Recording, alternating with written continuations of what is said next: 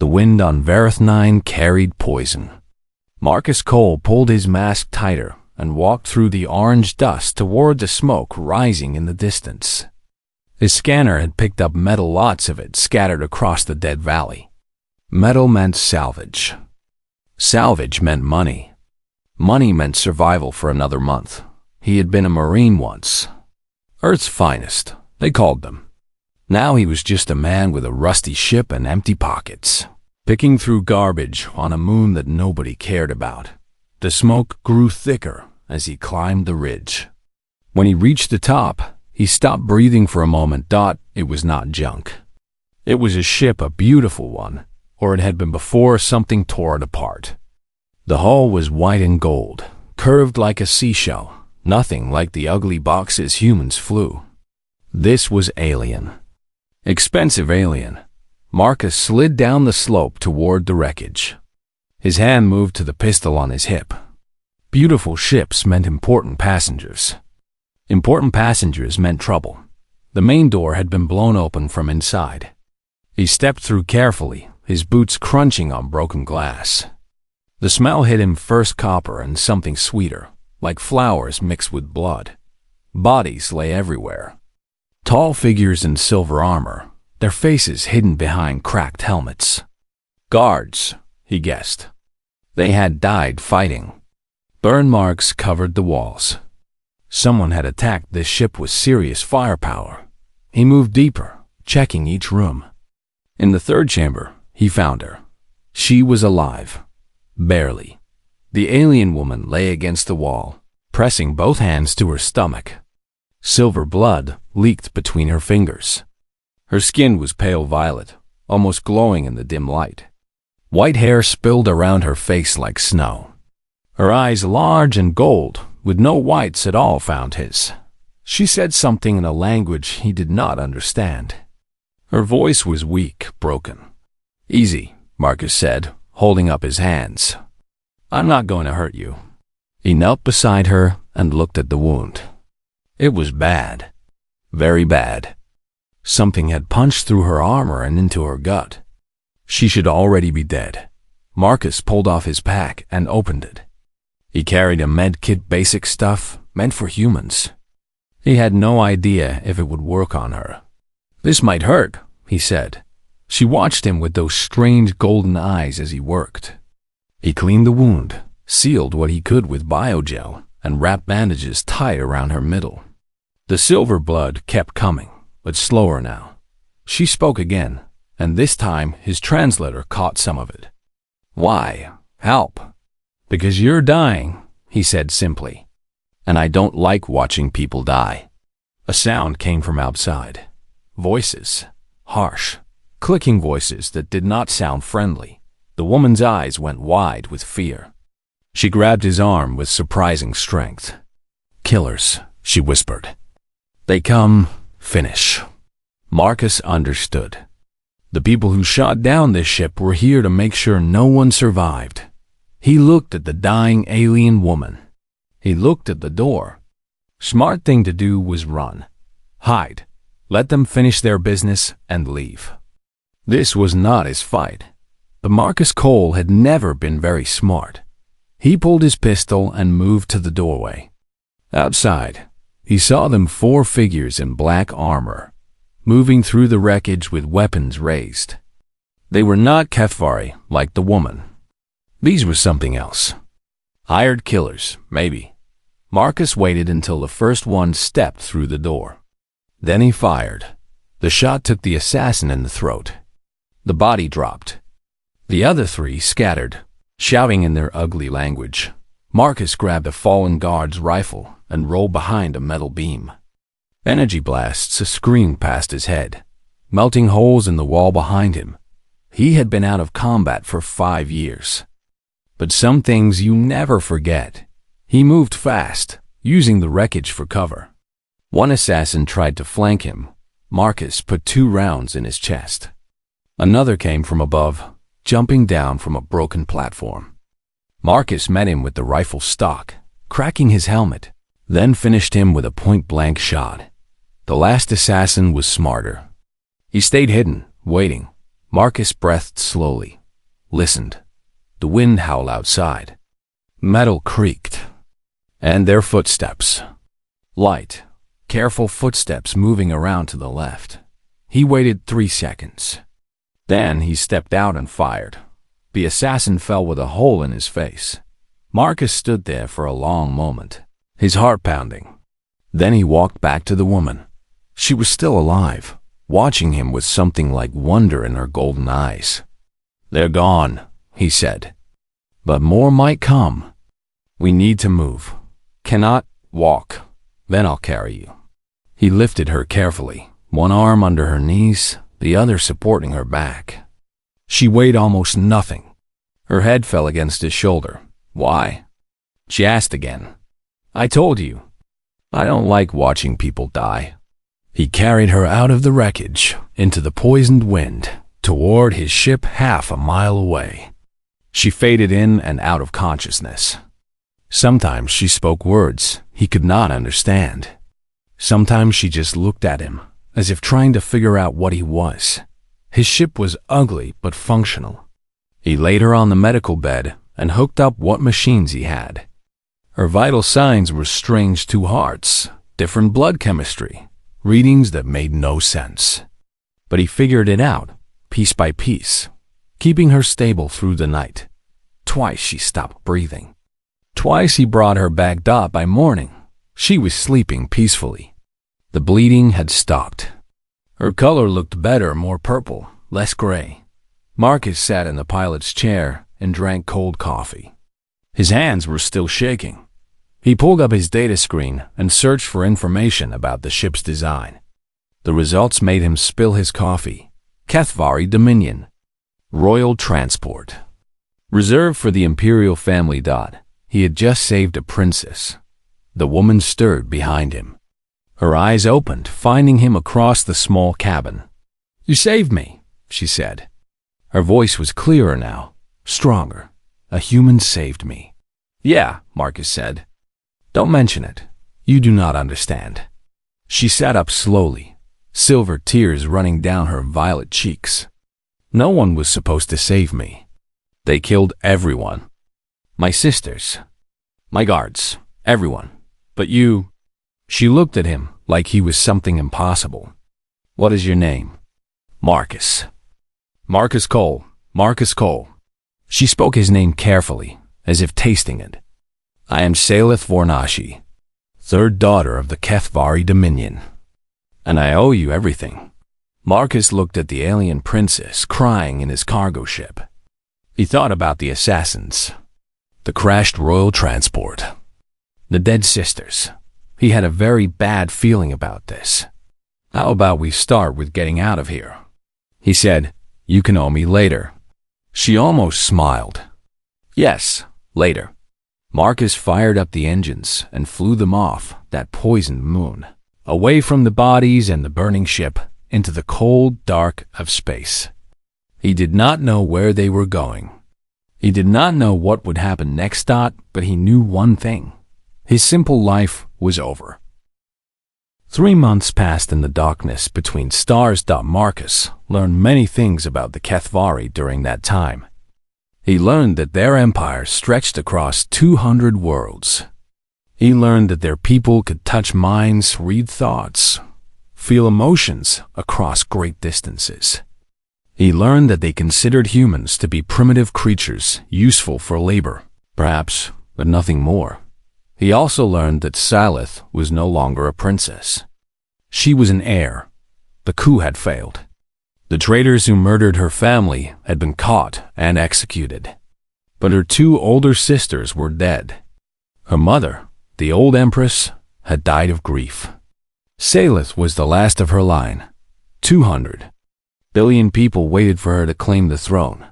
They hid with a refugee fleet, 30 ships filled with loyal servants who had escaped the palace before the killing started. Every day, messages came from the homeworld. The nobles were waiting. The military was waiting. The entire Dominion was holding its breath. And Salith spent her days in Marcus's tiny cargo ship, sitting across from him at his small table. asking him questions about Earth. "Tell me about your oceans again," she said one evening. Marcus shrugged. "Big, blue, full of fish. I grew up near one. Used to swim in it when I was a kid. You entered the water? Willingly? That's what swimming is." She shook her head in amazement. The HFY feared water. Their homeworld was mostly desert. Her wound had healed completely faster than any human would have managed. But she still moved carefully, as if afraid her body might break. Marcus understood. Some wounds were not physical. "Why do you stay?" she asked suddenly. "You could leave. Take your ship and go. No one would stop you." It was a good question. He had asked himself the same thing many times. "I don't know," he admitted. "Guess I want to make sure you're okay. I'm a burden to you." "You're not. I have taken your home. Your freedom. You haven't taken anything." He looked at her directly. "I chose to stay. There's a difference." She studied him with those golden eyes. The HFY could read minds. He knew that now. They could sense emotions, feel intentions, taste the truth of words. But when they tried to read Marcus, they found nothing. His mind was silent to them. Empty. It scared her advisors. They called him dangerous, unpredictable. They wanted him gone. But Salith was not scared. She was fascinated. "Your mind is like a closed door," she said softly. "I cannot see inside. I cannot feel what you feel. It is strange, but also peaceful. With everyone else, there is noise. Constant noise. With you, there is only silence. Sorry? Do not be sorry. It is a gift." She smiled, a rare thing these days. "You are the only person I can simply sit with, without hearing your thoughts, without knowing your secrets. With you, I can just be." Marcus did not know what to say to that, so he said nothing. The next morning, everything changed. An admiral arrived from the homeworld. A tall, cold HFY named Vethron, with silver robes and eyes like chips of ice. He came with 100 soldiers and a royal transport. "The throne cannot remain empty," he announced in the main hall of the command ship. "The heir must return to HFY and claim her crown. The coronation will take place in 30 days. Salith stood before him, looking small but steady. "I understand. The human will remain here." Vethron did not look at Marcus. "He has no place in the imperial court. The human saved my life. The human is a primitive. His presence would insult the noble houses. His presence is not your decision to make." The admiral's eyes narrowed. Around him, his soldiers shifted. The tension in the room grew thick enough to taste. Salith stepped forward. When she spoke again, her voice had changed. It was harder, colder, the voice of someone who had watched her family die and survived anyway. "I invoke Valkorath." The room went silent. Even Vethron looked shocked. "Your Highness, the ancient law is clear. A life debt cannot be broken, cannot be refused, cannot be ignored." She turned to face the crowd, servants, soldiers, advisors, all watching with wide eyes. "This human saved my life when no one else could. When my guards were dead. When my sisters were dead. When killers hunted me through a poisoned wasteland. He carried me to safety. He healed my wounds. He brought me back from death itself." She walked to Marcus and stood beside him. "By the law of Valkorath, he is bound to me. Where I go, he goes. This is not a request. This is not a debate. This is sacred law, older than the Empire itself. Does anyone here challenge it?" No one spoke. Good. Salith looked at Marcus. Something flickered in her golden eyes, apology, maybe, or something else entirely. "You will come with me to HFY. You will stand beside me at my coronation. And you will remain at my side until the debt is paid." Marcus stared at her. "Do I get a say in this?" No, figured. He should have been angry. He had been used, trapped, claimed like property. But when he looked at Salith, he did not see a princess playing politics. He saw a young woman standing alone against an empire full of enemies, using the only weapon she had. She needed him. Not just his protection, she needed someone she could trust. Someone who could not be read, bribed, or controlled. Someone who would stay because he chose to, not because he wanted something from her. Fine, he said. But I'm not wearing any fancy robes. A tiny smile crossed her face. We shall see. 1 week later, Marcus Cole walked off a royal transport onto the surface of Kethvora. The Kethvari homeworld stretched before him, endless red deserts, crystal towers rising into a purple sky. Cities that glowed like jewels in the fading light. Thousands of Kethvari lined the streets, watching the procession. Their eyes found Marcus among the guards and nobles. Whispers spread like fire. A human. The air brought a human. Marcus kept his face blank and his hand near his pistol. He did not belong here. Everything about this place was alien: the air, the gravity, the way people moved and spoke and thought. But Salith walked beside him, her head held high. And somehow that made it bearable. They hate me, he said quietly. They fear you, she corrected. They cannot read your mind. They do not know what you want. That terrifies them. Great. I'm a political weapon. You are more than that. She glanced at him sideways. But yes, also that.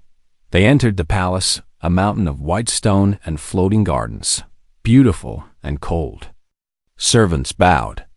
Nobles stared. Advisors whispered behind their hands. Marcus followed Salith through endless hallways until they reached her chambers. At the door, she stopped and turned to face him. I am sorry, she said softly, for trapping you, for using the Velkarith. I had no other choice. I know. You could have refused. Made a scene. Demanded your freedom. I could have.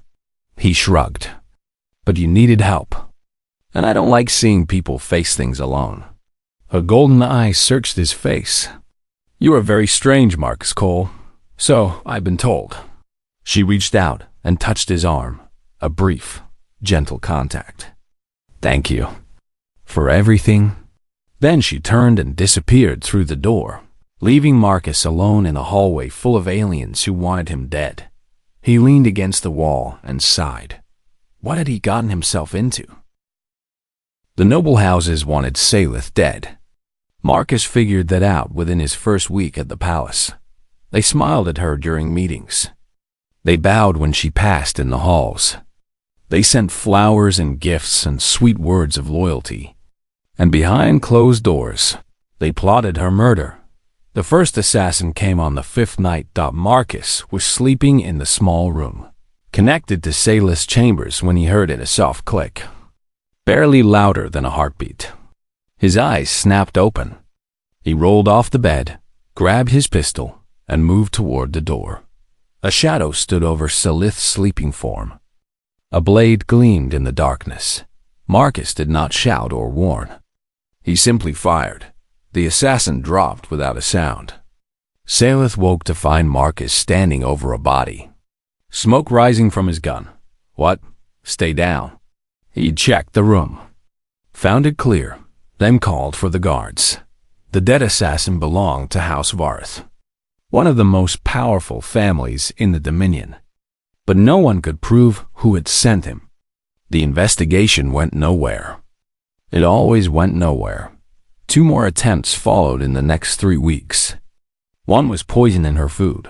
Marcus had started tasting everything before she ate it, and his human biology saved him from the toxin designed for Kethvari. The other was a sniper during a public ceremony. Marcus spotted the glint of a scope and pulled Salith behind cover 1 second before the shot. The court began to talk. The human was always there, always watching, always ready. He moved through the palace like a ghost, appearing and disappearing without warning. The nobles could not read his thoughts, could not predict his actions, could not understand how he always seemed to know when danger was coming. Some said he was a demon. Others said he was touched by ancient gods. A few whispered that the future Empress had bound something unnatural to her service. Marcus ignored all of it. He had a job to do, but as the days passed, something shifted between him and Salith. The formal distance faded. She started talking to him not as a servant or a tool, but as a friend.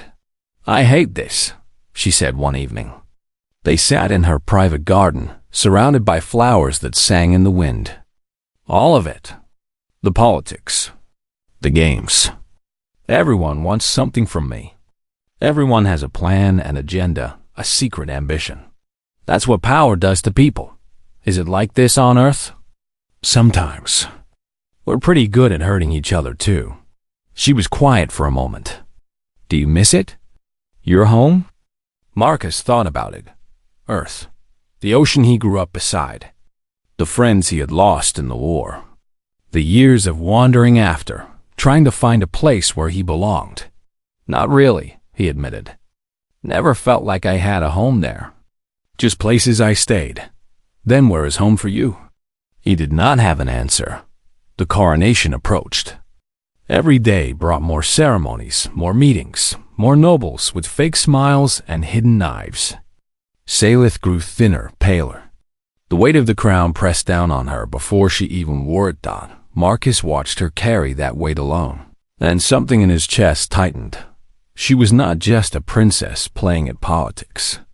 She was a woman trying to hold an empire together while enemies circled. She was brave and stubborn and kind underneath the cold mask she wore for the court. She laughed at his bad jokes. She asked about his past without judging. She treated him like a person, not a primitive. He started to care. He tried not to, but he did. The night before the coronation, Salith summoned him to her chambers. She stood by the window, looking out at the glowing city below. "Tomorrow, everything changes," she said without turning around. "You'll do fine. Will I?" She finally looked at him. Her golden eyes were tired, afraid. "My sisters were trained for this their entire lives. I was the spare, the afterthought. I studied music and poetry while they learned to rule. Now they are dead, and I must become something I was never meant to be." Marcus crossed the room to stand beside her. "You know what I've learned about people? The ones who think they're ready usually aren't. And the ones who doubt themselves, they're the ones who try hardest. Who think before they act. Who actually listen. You believe I can do this? I've watched you for weeks. Seen how you handle the nobles, the advisors, the endless games. You're smarter than any of them. And you actually care about your people." He met her eyes. "Yeah, I believe you can do this." Silver tears formed at the corners of her eyes. "Marcus, no crying. You'll ruin your face for tomorrow." She laughed a real laugh, surprised out of her. "You are impossible, so I've been told." The coronation took place at noon the next day. 10,000 Cathvari filled the great hall. Nobles, generals, priests, ambassadors from a dozen worlds. Crystal chandeliers floated overhead, casting rainbow light across the white marble floor. Music played from instruments Marcus could not name. Salith walked down the central aisle, dressed in robes of silver and gold. She looked like a goddess, distant and beautiful. Marcus stood near the throne, dressed in the simple black uniform they had given him. His eyes never stopped moving, scanning the crowd, watching for threats. The high priest spoke ancient words. Salith knelt. The crown, a delicate thing of crystal and light, was lowered toward her head. That was when Marcus saw him, a noble in the front row, his hand moving inside his robe. His eyes fixed on Salith with cold hatred. Marcus did not think. He moved. The noble drew his blade, a ceremonial dagger, but sharp enough to kill. He lunged for Salith's unprotected back. Marcus got there first. The blade meant for Salith's heart sank into Marcus's chest instead. Pain exploded through him, white-hot and terrible. He grabbed the noble's throat with both hands and squeezed until something cracked. The man fell. Then Marcus fell too. The great hall erupted into chaos. Screams filled the air. Guards rushed forward. Someone was calling his name. Over and over. Marcus lay on the cold marble floor, looking up at the floating lights. Blood pooled beneath him, red blood, human blood, spreading across the white stone. Salith's face appeared above him. Her golden eyes were wide with horror. "No," she said. No, Marcus, stay with me. Look at me. Did I get him?" His voice came out as a whisper. "You got him. You saved me." Again. Tears ran down her face. Why? Why do you keep doing this?" He tried to smile. "Told you. Don't like watching people die." The world started to go dark around the edges. He heard shouting, felt hands pressing against his wound, but it all seemed very far away. "Do not you dare leave me," Salith said fiercely. "That is a command from your Empress. Do you hear me? You do not have permission to die." Marcus wanted to laugh. But the darkness was rising fast. The last thing he heard before it took him was Salith's voice, breaking as she screamed for the healers. He slept for 9 days. When he finally opened his eyes, he was in a white room filled with soft light. Machines hummed around him. His chest ached, but distantly, as if the pain belonged to someone else. Salith sat in a chair beside his bed. She was asleep, her head resting on crossed arms, her silver robes wrinkled and stained. Marcus watched her for a long moment. Then he reached out and gently touched her hand. Her eyes flew open. When she saw him awake, something in her face crumbled. "You idiot," she whispered. "You absolute idiot. Nice to see you too, Your Majesty." She grabbed his hand and held it tight, as if afraid he might disappear. "You almost died. Almost doesn't count." The healers said they had never seen anyone survive such a wound. They said it was impossible. They said, her voice broke. "Hey," he squeezed her hand. "I'm okay. I'm still here." She looked at him with those golden eyes, and he saw something there he had not seen before. Something deeper than gratitude. Deeper than friendship. "Yes," she said softly. "You are still here." And neither of them let go. Empress Salith von Ashi sat upon the crystal throne, and the Dominion trembled. Not with fear, with uncertainty. The old ways were crumbling. A new era had begun, and no one knew what it would bring. 3 weeks had passed since the coronation. Marcus was walking again, though his chest still ached where the blade had gone in. The Kethvari healers called his survival a miracle. Human bodies were supposed to be fragile, weak, easily broken. But Marcus had refused to die. It drove them crazy. They ran test after test, trying to understand how a primitive species could produce such stubborn flesh. Marcus just smiled and let them poke at him. He had always been too stubborn for his own good. The palace hummed with activity. Every day brought delegations from distant worlds, petitions from local governors, complaints from noble houses. Salith handled them all with grace and steel, never showing weakness, never backing down. But Marcus saw the truth. He saw how she sagged when the doors closed, how she rubbed her temples after long meetings, how she sometimes stared at nothing, lost in thoughts too heavy to share. The crown was crushing her, and the nobles were not making it easier. "The human must go," declared Lord Kethvon at a council meeting. He was old and powerful, the head of a house that had ruled for 10,000 years. His presence insults our traditions. Our ancestors would weep to see a primitive standing in the imperial palace.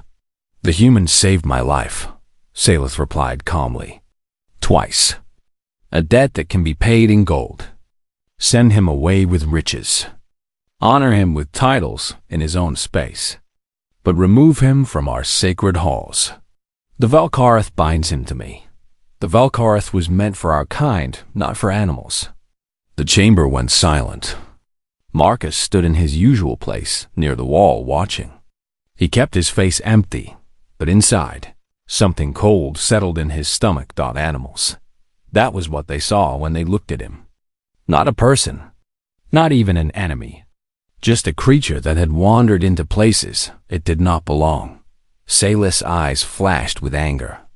"You will not speak of him that way. Your Majesty, he is worth more than this entire council combined. He cannot be bought. He cannot be threatened. He cannot be read or controlled. He serves because he chooses to, not because he wants power or wealth." She rose from her throne, and the room seemed to shrink around her fury. "Every one of you has an agenda. Every one of you would betray me if the price was right. But Marcus Cole stood between me and death, and he asked for nothing in return." Lord Kethvin's face turned purple. "This is outrageous. The noble houses will not accept. The noble houses will accept what I command." Saylith's voice rang through the chamber like a bell. "I am done asking for permission. I am done playing games. I am the Empress, and my word is law." She turned to face the full council. "Tomorrow, I will announce a new title, one that has never existed before. Marcus Cole will become Vel'Kareth Eternal, my permanent protector, my advisor, my voice in all matters. He will have standing equal to any High Lord. He will answer to no one except me." Shock rippled through the room. Nobles whispered to each other, their faces pale. "You cannot do this," someone said. "I just did." Saylith sat back down on her throne. "This council is dismissed." The nobles filed out, casting poisonous looks at Marcus as they passed. When the last one was gone, Saylith slumped in her chair and closed her eyes. Marcus walked to the foot of the throne. "That was dramatic. It was necessary. You just made a lot of enemies. I had enemies already. Now they know where I stand." She opened her eyes and looked at him. "Are you angry with me? For deciding your future without asking?" He thought about it. 6 months ago, he would have been furious. He was a free man. Nobody owned him. Nobody decided his fate. But 6 months ago, he had nothing. No purpose. No place. No one who cared if he lived or died. Now he had Saylith. And that changed everything. "No," he said. "I'm not angry. You could refuse. Walk away. I would not stop you. I know." He climbed the steps to stand beside her throne, something no one else was allowed to do. "But I'm not going anywhere." Her hand found his. "Why?" "Because you need someone who tells you the truth. Someone who doesn't want anything from you. Someone who sees you, not just the crown." He squeezed her fingers gently. "And because somewhere along the way, this stopped being about a debt. I stay because I want to. Because you matter to me." Saylith stared at him for a long moment. Then she did something she had never done before. She leaned her head against his arm, letting him take some of the weight she carried. "You matter to me too," she whispered. "More than I should allow. More than is wise for an empress. Since when do we do what's wise?" She laughed softly. "Never, it seems." The ceremony took place the next day. Marcus stood before the court in formal robes black, because he had refused to wear the traditional silver. Saylith placed a simple band around his wrist, the symbol of his new rank. "Before the ancestors and the stars, I name this man Vel'Kareth Eternal," she announced. "Let all who hear know that he speaks with my voice and acts with my authority. To harm him is to harm me. To honor him is to honor the throne." The nobles watched in silent fury. The servants watched in amazement. Ambassadors from other worlds watched with calculating eyes, already planning how to use this strange development. Marcus felt the weight on 1,000 stairs. But he stood straight, his hand neared the weapon at his hip, his eyes fixed on Salith. She smiled at him, a small, private smile meant only for him. That night, she came to his chambers. Not as an empress, but as a woman. "The court is scandalized," she said, sitting across from him in his simple room. "They think I have taken a human lover. Have you?" The question hung in the air between them. "Something electric, dangerous, wonderful." "Not yet," she said softly. "But I would be lying if I said the thought had not crossed my mind." Marcus felt his heart beat faster. He had tried to ignore these feelings. She was an empress. He was a salvage operator from a backwater planet. The distance between them was measured in light years and centuries of civilization. But when she looked at him, none of that seemed to matter. "This is complicated," he said. "Everything is complicated. My life has been nothing but complications since the day you found me bleeding in that wreckage." She moved closer. "But you are the first simple truth I have found. You care for me. I care for you. Is that not enough? The nobles, I do not care about the nobles. Your people, my people will follow where I lead. And I am tired of being alone. Tired of wearing masks and playing games and pretending I do not feel what I feel." She took his hands in hers. "You saved my life, Marcus. But more than that, you reminded me what it means to live. To laugh. To trust someone completely." Marcus looked at her, this alien woman with violet skin and golden eyes, who ruled 200 billion souls and still found time to sit in his tiny room and speak to him as an equal. "I'm not good at this," he said quietly. "Feelings, relationships, I've been alone most of my life. Then we will learn together." She pressed her forehead to his HFY gesture of deep intimacy. "If you are willing." He was willing. God help him, he was willing. "Okay," he said. "Together." She smiled, and for the first time since he had known her, she looked truly happy. The galaxy would talk. The nobles would rage. The historians would debate whether this moment was the beginning of a new age or the end of an old one. But in that small room, none of it mattered. There was only Marcus and Salith holding hands in the dark, taking the first steps on a path no one had walked before. 1 year after the coronation, the Virax came. They swept out of the dark reaches of space like a plague. Their ships were black and twisted, alive with pulsing lights that hurt to look at. Their weapons were unlike anything the Dominion had faced before. They did not use lasers or missiles. They used mines.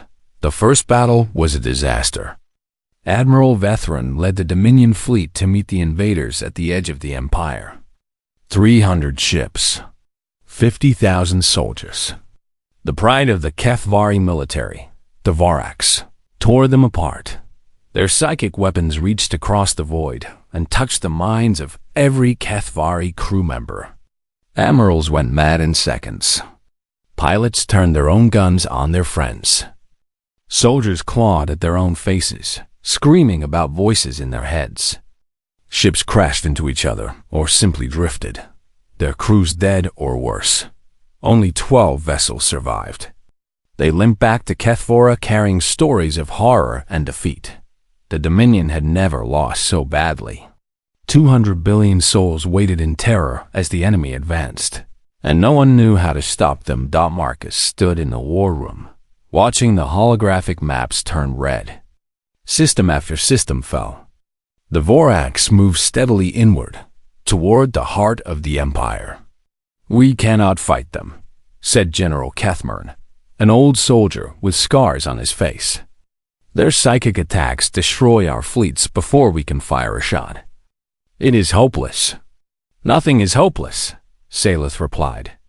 But Marcus could hear the fear beneath her calm voice. "There must be a way." "There is no way. Our people are connected through mind and spirit. It is our greatest strength.